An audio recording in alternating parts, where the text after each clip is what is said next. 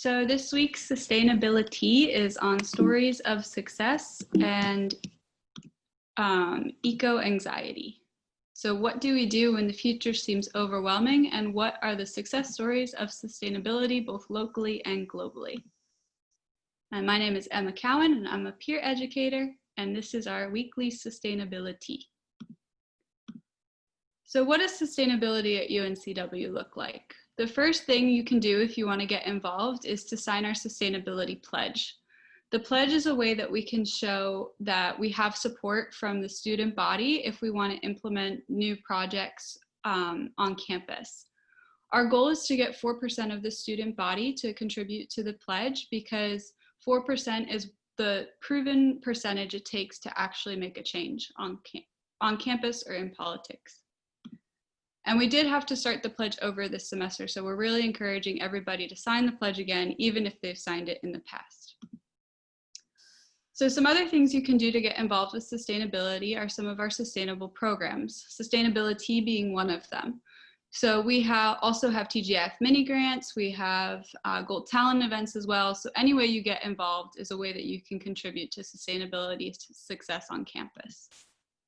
Additionally, Move-In and Housing and Res Life has had eliminated the use of 8,400 water bottles in 2013's Move-In because of our hydration station, which is still available for use if you have an event that you want to put on campus.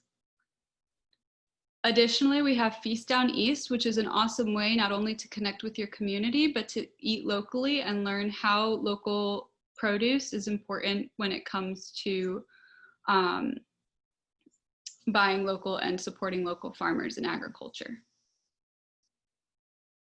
UNC Wilmington also has an awesome recycling program. We have our own recycling and waste management program on campus.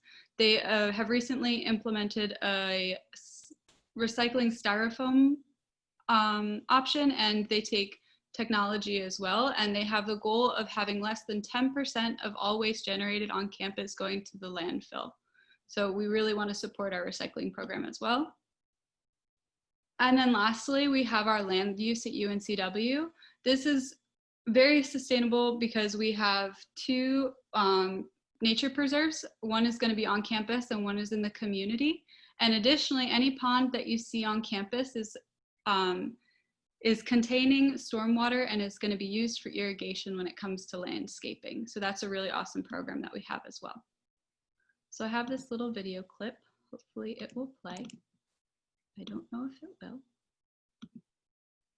And it's not playing. So what is eco-anxiety? So eco-anxiety is a term used to describe the anxiety when there's an existential crisis and you feel like you have to be the one to solve it. So this term was coined by the American Psychological Association in response to the effects of climate change and environmental instability on mental health. However, this is not a clinical or official diagnosis, so it can't be treated as such. Just because something seems like it's a big problem and it could use a solution, sometimes logic and problem solving on an individual level can't solve major problems and major global problems. So when you have this logical and problem solving approach to these existential crises, that will often lead to panic, which is one of the symptoms of eco-anxiety. So we're not supposed to think up solutions to these problems, but we're supposed to think about how we can help with these problems. So the biggest thing to remember when it comes to eco-anxiety is that agency is always greater than anxiety. So instead of trying to solve all of the world's problems, you can think about your own recycling habits, energy consumption, travel and diet, and minimizing your own environmental impact. So in this video that I was supposed to share, it went about saying how we can deal with eco-anxiety, and it interviewed various people in France about how they're going about dealing with eco-anxiety. So one of these girls in France, she opened her own zero waste grocery store, and she jokes that sometimes she'll just eat chocolate, do yoga, and try to remember that she's not alone and that communication is one way to improve your feelings of eco-anxiety. Additionally, there needs to be effective and collective action in order to make changes. And lastly, what's crucial is action. And it's not the action of doing as much as it is about being connected with these climate changes. If we're understanding of the climate changes, it allows us to not be as afraid of them. If we understand them and we come to terms with the fact that they do exist, we'll be more inclined and feel more powerful when it comes to combating these issues. So when it comes to sustainable progress globally, the United Nations really does a great job of using the Sustainable Development Goals as a way to have a blueprint for combating climate change and environmental changes. So as the great Greta Thunberg says, we are going to change the fate of humanity, whether you like it or not. So in 2019, the UN hosted a climate action summit in New York City, and this climate action summit sparked the creation of 22,470 actions to counter global climate change and to create a more sustainable future today. So the SDGs are implemented. There were the Millennium Development Goals that started in the 90s and ended in the 2000s, and now we're on to the Sustainable Development Goals, which will go until 2030. And these Sustainable Development Goals, again, are this blueprint to achieve a better and more sustainable future. They definitely combat global changes that we face, including poverty, inequality, climate change, environmental degradation, and peace and justice. But it's important that we make these movements to help contribute to the overall action, and that we support NGOs or non-governmental associations who are working to implement these policies so that they can help with environmental, social, and human rights changes.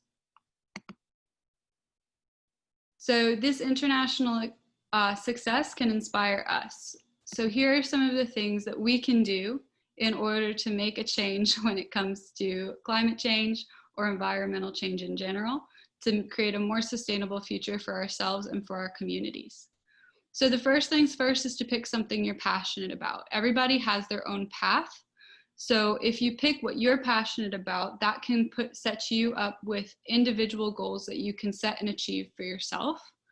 And this will help you to be more mindful of what you are capable of, because everybody has their own individual assets that can contribute to this global change. Another way we could help is to use resources that are already available. So if you are a UNCW student or in the Wilmington community, you can make use of all of the programs that we already have in place and contribute to our community movement to make our environment more sustainable. Another thing you can do is connect with your community, because there are power in numbers, and this power in numbers can also go towards voting. It's very important that we vote for people who we think can make the changes that we can't make on our own. And then additionally, it's really important that we take care of ourselves first so that we can take care of others. We need to broaden our horizons and learn about other ways of life, practice self-awareness, continue the conversations. And then it's very important to remember the 3 R's, which are reduce, reuse, and recycle, in those orders.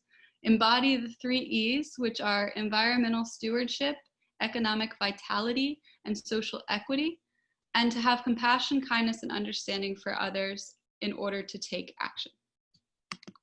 So that is my presentation. Thank you for listening.